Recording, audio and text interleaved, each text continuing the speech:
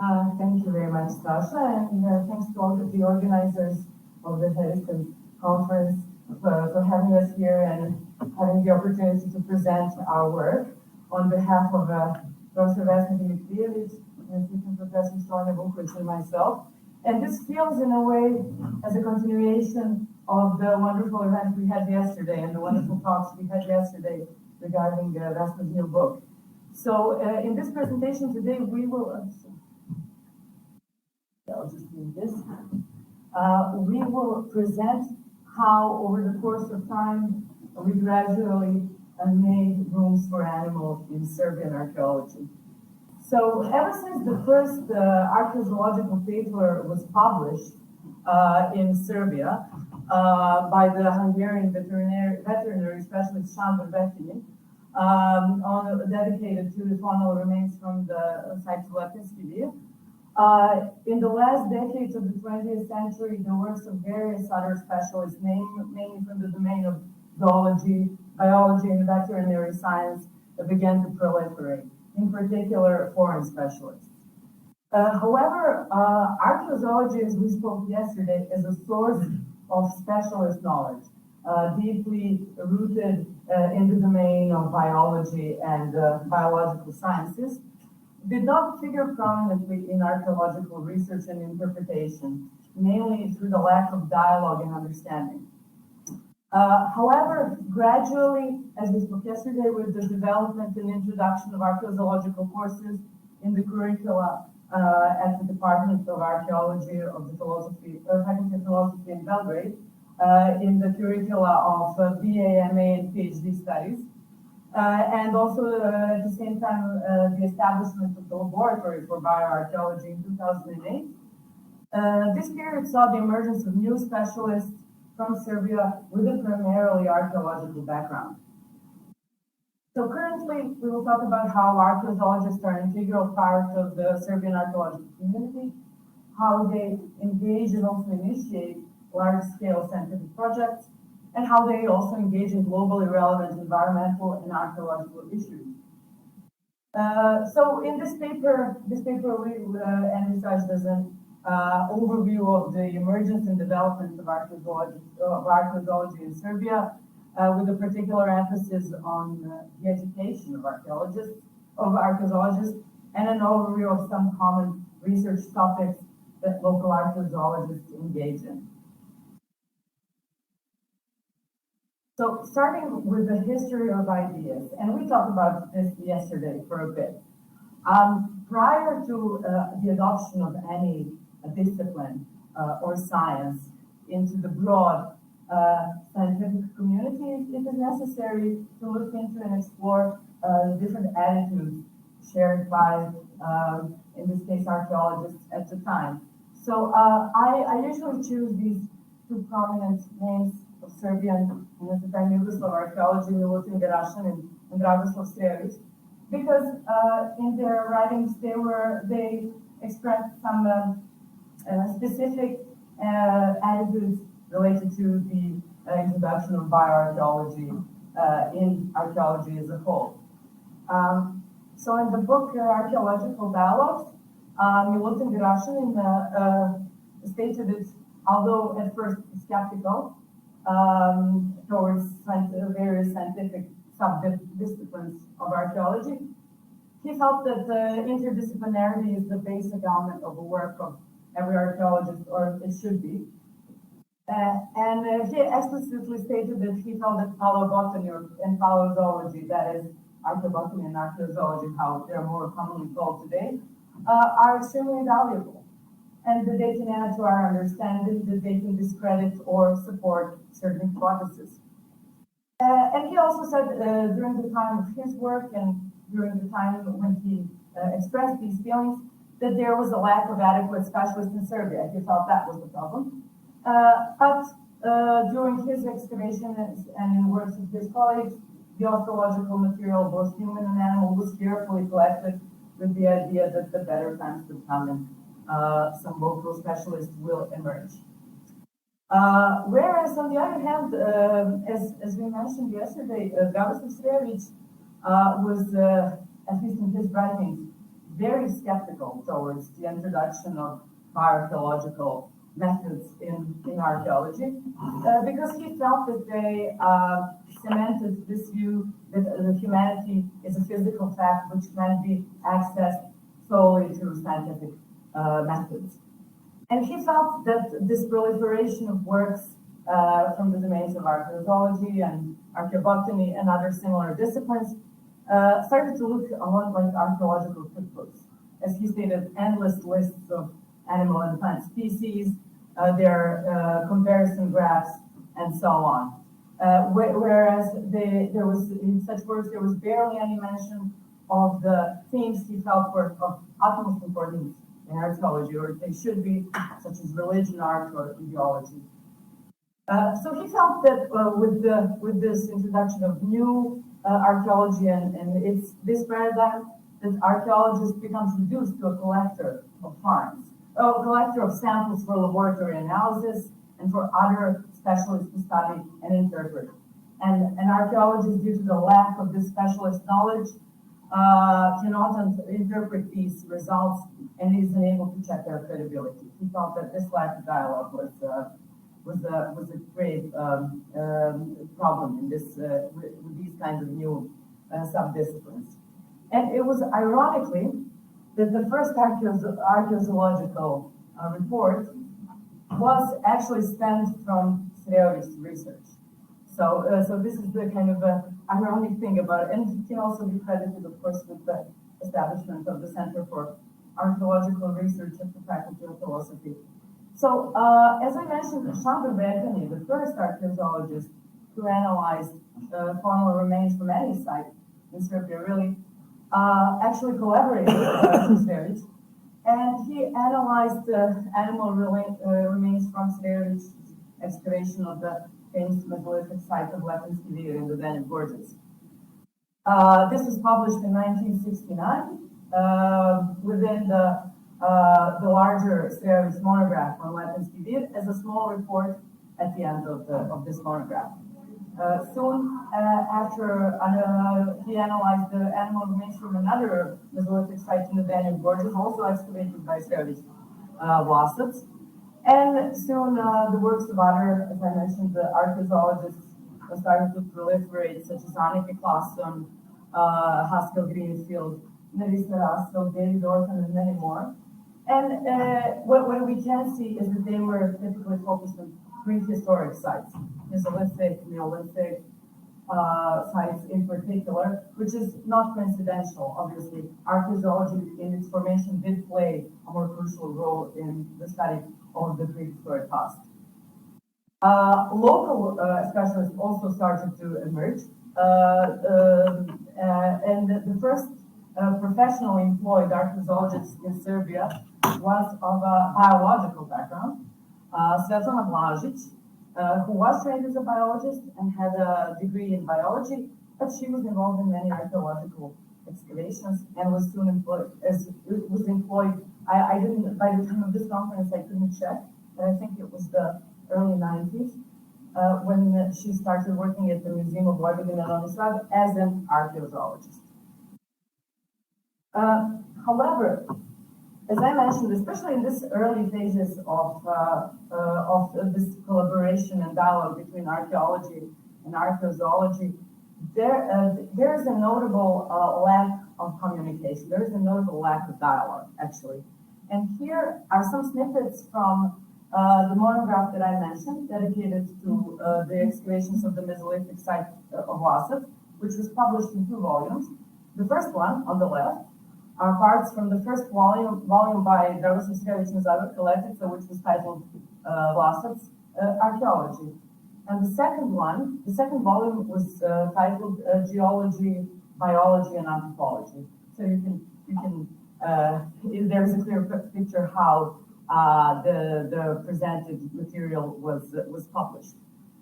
And since, given the lack of this dialogue, we can see actually the need for their collaboration was actually quite great, because for the readers who don't read Serbian Cyrillic, these are on the left from the archaeological volume. This is an overview of burial customs in Vlasic.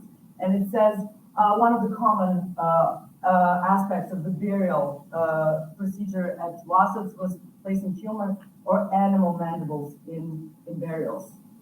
And which, to me at least, brings the question, well, which animals? Because certainly it adds a lot to our understanding, into our interpretation, whether those were wild, dangerous animals or benevolent animals, whether humans encountered them on a regular basis or hardly ever. Were these animals killed? How were they killed? And so on. That would certainly add a lot to our interpretation. But the information on animals we could only find in Becky's report in the other volume, but without context. So in the first part, we would lack this zooarchaeological data. In the other, we would lack context completely. And he would give these lists, as is common in archaeological practice, of all the species occurring in the archaeological assemblage, with percentages of the found bones, drawings and photos of a particular animal bones, their measurements, and so on, all valuable data. But we could not connect, for example, this dog burial published in the archaeology volume with particular information on dogs in general from Blasons. This nature-culture divide was still going strong, although archaeozoology started to appear.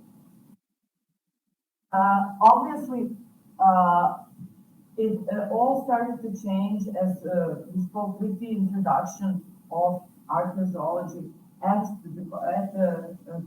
within the curricula at the Department of Archaeology. So as we were saying, due to strivings of Professor Dimitrijevic and now also Sonia Vukovic, it is the archaeologists who are trained to become archaeozoologists, which greatly changed how archaeological papers are written and how they're received in the archaeological community. Obviously, it is not only that. It is that we can ensure with these courses that the discipline will continue its life, and that no matter how great the results of particular research are, when that particular research is working, obviously we cannot expect a great life expectancy of that discipline. So with the introduction of these courses from the early 2000s at the Department of Archaeology, and as I said, and the establishment of the Laboratory for Bioarchaeology in 2008, more and more students started to become familiar with archaeozoology, and they had the opportunity for practical training for the actual analysis of animal bones on the department. These faunal assemblages that are commonly used in teaching originate from the sites of Vincidelo, Brdo, Diminacium, and Turu. At first, archaeozoology was introduced to the curricula through the two-semester compulsory course, Environmental Archaeology, taught by Vesna Dimitrijevic, which changed its name over time, but it supplied students with knowledge necessary for holistic research, the understanding of quaternary fauna, and so on. And from 2006 and 7, archaeozoology was introduced, and students even had the opportunity to choose it as a main subject for their PhD. From 2008-9, archaeozoology became a compulsory one-semester course at the PA level dedicated to PA students.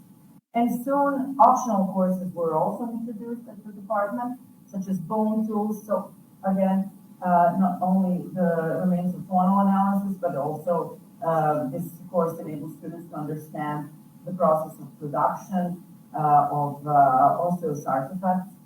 Then the taphonomic analysis of archaeozoological material and archaeofauna of Serbia. Also, in 2009, archaeozoology was introduced as a course at the MA level, with the possibility of choosing it as the main subject. And soon, more optional courses were introduced at the BA level as well, such as methodology of archaeological research and bone tools again. From 2014, new optional courses were introduced. The application of biomolecular analysis in archaeozoology, DNA and stable isotopes, people and animals in the past on the territory of Serbia, interpretation of biometric data, and Paleolithic archaeozoology. And finally, from 2022, the compulsory BA course, archaeozoology, was expanded to a 2-semester course. So students at the Department of Archaeology now have an opportunity to introduce themselves with the faunal remains analysis at a very early start in their studies, and they can choose it over the course of their studies at both, as I said, master and PhD levels. Obviously, this resulted in the emergence of new specialists with a primary archaeological background. And over the course from 2015 to the present year, 8 PhD dissertations were defended in the field of archaeozoology, and 16 master theses, and of course more PhD and master theses are in progress as we speak. Just a short overview on the common research topics that are undertaken by archaeologists in Serbia. They cover a wide range of scopes, wide range of themes, spanning from the Paleolithic, more or less, to the modern era.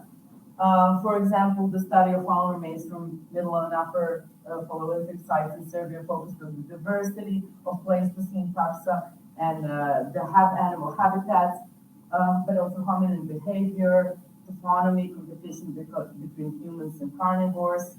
The study of faunal remains from Mesolithic sites added to our understanding of the importance of hunting and especially fishing in these particular contexts.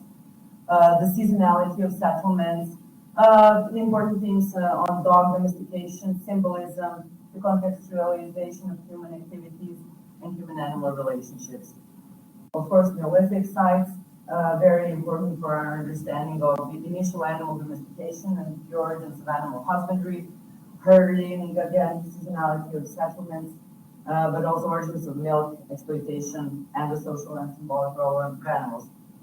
And again, we see that in the archaeozoological research of later prehistory, in particular copper and bronze and Iron Age, the focus was on the study of the intensification of secondary products, the milk, and the use of the strength of animals in human activities, the origins of transhuman pastoralism, but also the relationship between social hierarchy and the faunal record.